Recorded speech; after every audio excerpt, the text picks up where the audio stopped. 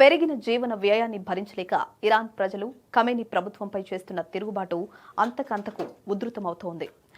ఉద్యమ తీవ్రతను చూస్తే ఇరానీయులు అన్నిటికీ తెగించే రోడ్లపైకి వచ్చినట్లు కనిపిస్తోంది. Supreme leader Ayatollah Ali Khamenei పదవి నుంచి దిగిపోయే వరకు నిరసనలు ఆగవని, ప్రాణాలుడ్డైన అణచివేతను ఎదుర్కొంటామని ఆందోళనకారులు తెగేసి చెబుతున్నారు.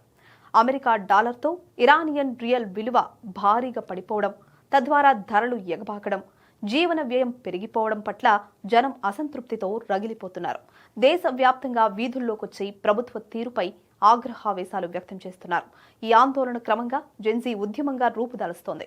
ఇది ప్రభుత్వానికి ఆందోళన కలిగిస్తోంది. దాంతో ఇంటర్నేషనల్ టెలిఫోన్ కాల్స్ ను నిలిపివేసింది. దీనిపై భద్రతా బలగాలు కఠిన చర్యలు తీసుకుంటామని హెచ్చరించగా, ప్రజలు స్వేచ్ఛ అనే నినాదాలతో తమ నిరసనను మరింత ఉధృతం చేశారు. ఇందులో యువత చురుగ్గా పాల్గొంటున్నారు. ప్రధాన నగరాలు అట్టుడికిపోతున్నాయి.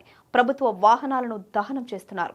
ప్రస్తుతం ఇరాన్లోని ఇస్లామిక్ రిపబ్లిక్ ప్రభుత్వానికి వ్యతిరేకంగా ఉన్న ప్రధాన ప్రతిపక్ష నాయకుడిగా గుర్తింపు పొందిన ఇరాన్ ప్రవాస యువరాజు రెజా పహ్లావి తాజాగా ఇచ్చిన పిలుపుతో ఆందోళనలు మరింత ఊపందుకున్నాయి.